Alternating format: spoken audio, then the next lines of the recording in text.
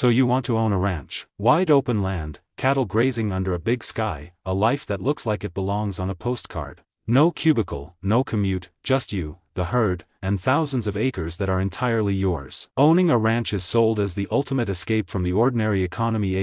A business that runs on sunlight, grass, and patience instead of quarterly earnings calls. Here's the paradox nobody tells you at the auction barn. The single biggest asset most ranchers own, the land itself, is almost never what generates the income that keeps the operation alive. This is an industry where you can own tens of millions of dollars in real estate and still not be able to make payroll during a bad year, because the land's value and the ranch's cash flow are two almost entirely unrelated numbers. Stick around. We're going to walk the fence line on this one. Tier 1. Bootstrapped. Somewhere between $200,000 and $1.5 million gets you a small operation, typically a few hundred acres, running anywhere from 50 to a few hundred head of cattle. This is the hobby to working ranch tier, often run alongside another job, where the owner does most of the physical labor themselves. Margins here are razor thin, and the entire operation can be wiped out by a single bad drought year or a sharp move in feed prices. Tier 2. Mid-market. Now you're talking $2 million to $15 million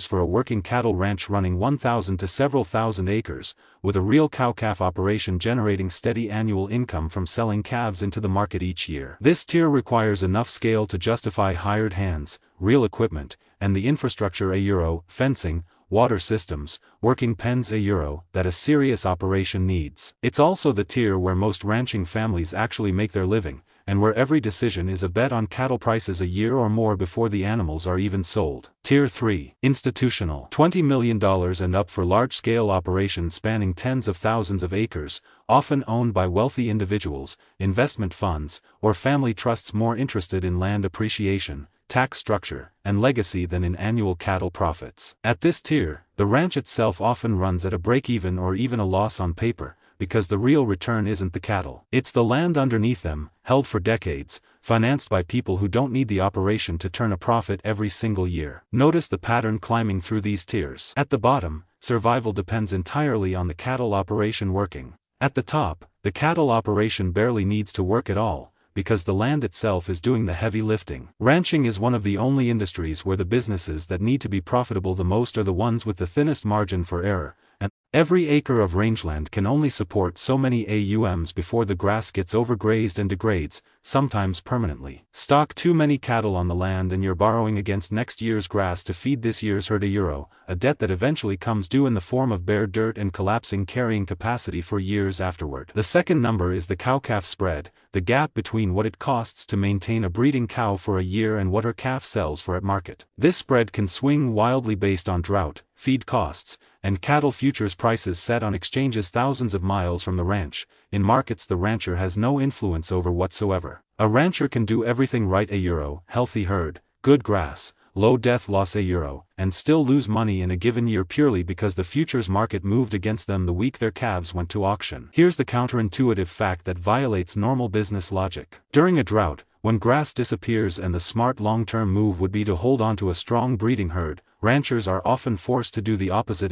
sell off cows they can't afford to feed, flooding the market with cattle at exactly the moment prices are already falling because every other rancher in the region is being forced to do the same thing. The animals that would have generated years of future income get liquidated at the worst possible price, and rebuilding that herd once the drought breaks can take 3 to 5 years, because a cow can only have one calf a year no matter how badly you need to restock. Drive across a large working ranch and it looks timeless, fence lines stretching to the horizon, cattle scattered across open pasture, a windmill turning slowly over a stock tank. It looks like nothing has changed in 100 years. Underneath that stillness is one of the most heavily engineered water and grass management systems in American agriculture. Modern rotational grazing isn't cattle wandering wherever they please. It's a precisely calculated system where herds are moved between fenced pastures on a schedule designed to let each section of grass rest and regrow before being grazed again, because overgrazed rangeland can take a decade or more to fully recover, if it recovers at all. Every fence line, every water trough, every gate is placed specifically to control exactly how long cattle spend on each acre,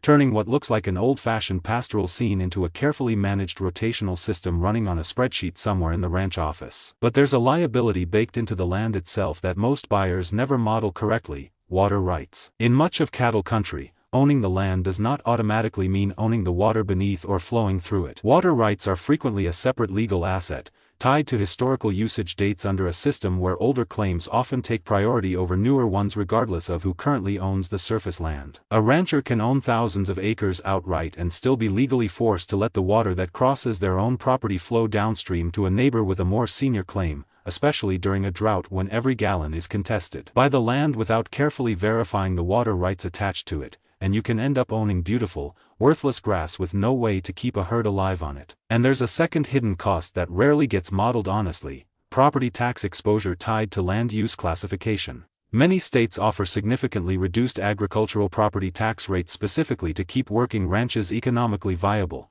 but qualifying requires maintaining active agricultural use according to often strict rules. Fallout of qualification: €, whether from destocking during a drought, leasing the land out incorrectly, or simply not meeting a minimum stocking threshold €, and a rancher's property tax bill can multiply overnight, sometimes by 10 times or more, turning a marginal but survivable operation into an unaffordable one almost instantly. The land value charts on a ranch look reassuring: €, steady appreciation decade after decade, driven by scarcity, recreational demand, and the simple fact that nobody's making more land. But the cattle operation income statement tells a completely different story, and the two rarely move together. Realistic net margins on the cattle side of a working ranch, after feed, labor, veterinary costs, and equipment, often run in the low single digits in a good year, and can easily go negative in a drought or a down cattle price cycle. The land might be appreciating 5 or 6% a year in the background while the actual cattle business barely breaks even or loses money: €, which is exactly why so many working ranches today survive only because the family also owns the land outright,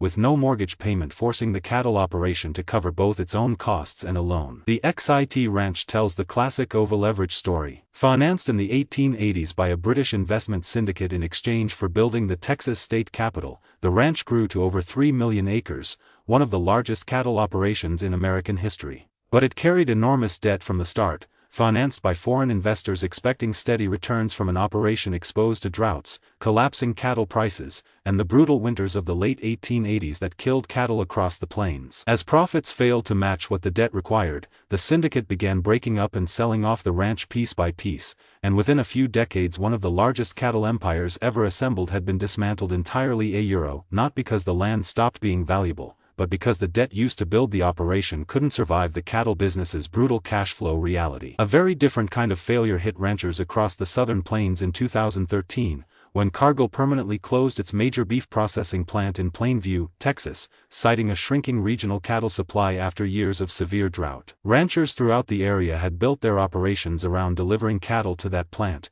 and its closure meant many now faced dramatically higher costs simply trucking their cattle hundreds of miles farther to the nearest remaining buyer. This wasn't a story of ranchers carrying too much debt. It was a mismatch between where the processing infrastructure existed and where the drought-shrunken cattle supply actually was: €, proof that a rancher can run a perfectly solvent operation and still get blindsided when the market's physical infrastructure moves away from them. Two very different collapses. One from financing a cattle empire with debt that couldn't survive the industry's brutal cycles. One from a regional supply chain that quietly shifted out from under ranchers who had done nothing wrong. The land survived both. It always does. Ranches don't go bankrupt. The debt, or the distance to the nearest buyer, does the damage instead. Strip away the wide-open views and the postcard cattle drives. What's left is one equation: cattle income, minus feed and labor and veterinary costs, plus land appreciation that has almost nothing to do with how well the cattle operation performed that year. Realistic net margins on the operating side, averaged across good years and bad, tend to land in the low single digits: €, nowhere near what the rising land value headlines suggest about ranching as a wealth-building business. The land is where the real money gets made, slowly, over decades, almost entirely independent of how many calves were sold or what they sold for. The King Ranch in Texas understood this distinction generations ago, diversifying far beyond cattle into oil, citrus, and other land-based revenue streams precisely because a cattle operation alone, however well run, was never going to be a reliable enough business on its own to build lasting wealth. The system rewards whoever can hold the land debt-free long enough to let decades of appreciation do the real work, while treating the cattle operation as what it actually is: a demanding, weather-dependent business that, on its own, rarely makes anyone rich. Everyone else is just renting a beautiful view from the bank, hoping the rain falls, the calves sell high, and the loan survives long enough for the land to finally start paying them back.